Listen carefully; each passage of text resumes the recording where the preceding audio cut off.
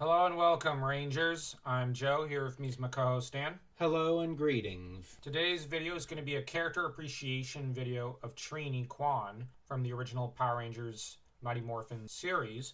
But before we start with commemorating this character, we're going to commemorate the actress. Thuy Trang died on 2001 September 3rd in a car accident, which left one of the other ladies in the vehicle thrown out and paralyzed from the neck down.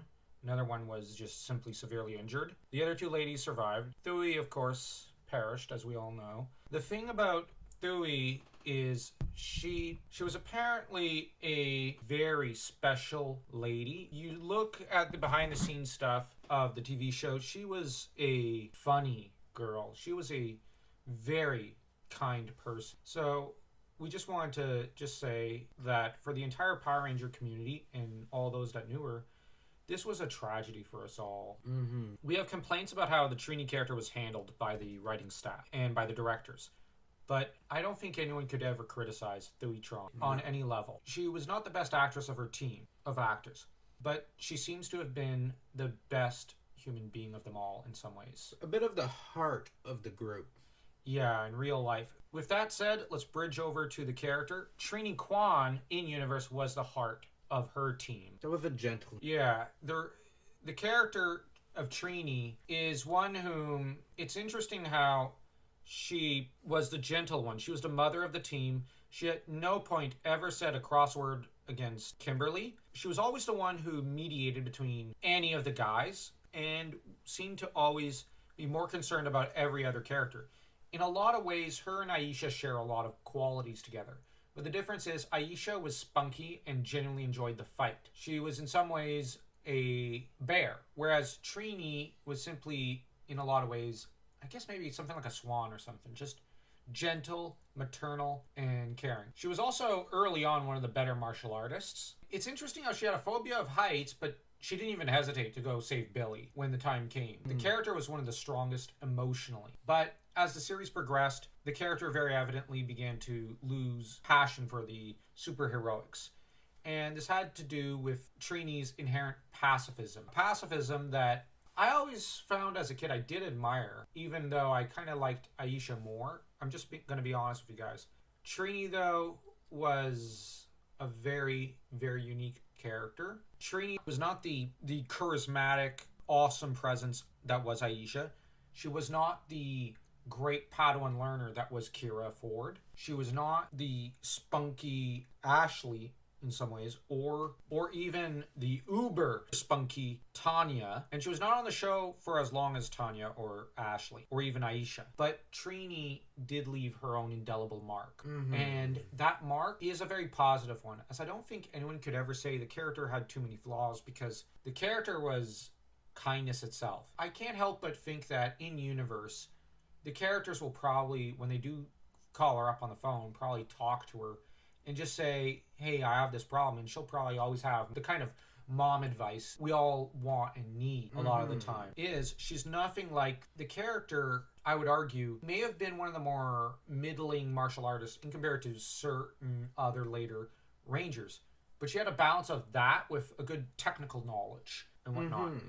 It's like she's very much the opposite of Maya, who was a very egocentric young woman. Yeah. She was physically attractive, but the inner beauty she lacked. The inner beauty of Trini. Trini's the girl you want as a friend, but she's at all times. She's also the girl that you have to tell her, hey, you need to also take care of yourself. Yeah, that was Trini's flaw throughout the series. Because she kept taking Kim's punches to an extent early on. You know, when Kim would get envious or get jealous or get jealousy spells cast on her by Rita. It was Trini who was always going, listen, I don't want to fight with you. I'm your friend. You're my friend. I'm always on your side, even if it's against me.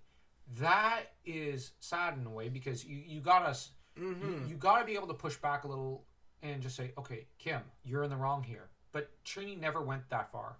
Mm-hmm. And there's a reason why all the Rangers, even Tommy a few times, told Kim, listen, I think you're being hard on Trini. She's always taking your side. Mm-hmm. And, well, Tommy was the only one who could tell Kim that, sort of. Whereas Zach, Billy, and Jason could not tell Kim. Not to bash Kim, but it's just, she had a big soft spot for Tommy. but Trini in universe. Now, where Kim was more connected later on to Aisha and even to Tommy, those were the two characters who were her best friends in a lot of ways, and she was the most connected to. Trini, I can't help but think she was the most connected to Billy and Zach, probably. Those two she really seemed to connect with, as well as Jason. Mm-hmm. I would have loved to have seen her come back in space. I wish Jason had shown up in space instead of Zeo.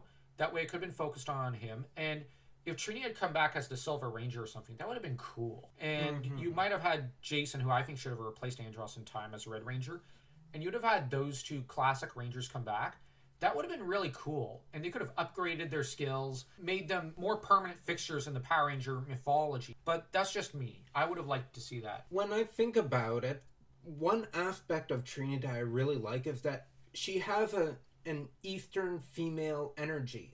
Yeah. And it is nice to see it contrasted with Kim's much more Western feminine energy. Yeah, it was a good juxtaposed energy, and there was a certain amount of fascinating interactions that happened. What I've always wanted for Trini Kwan's character, though, was for her to kind of eventually permanently retire from rangerhood and superheroics, because there is a certain amount of suffering and difficulties that comes with being a superhero.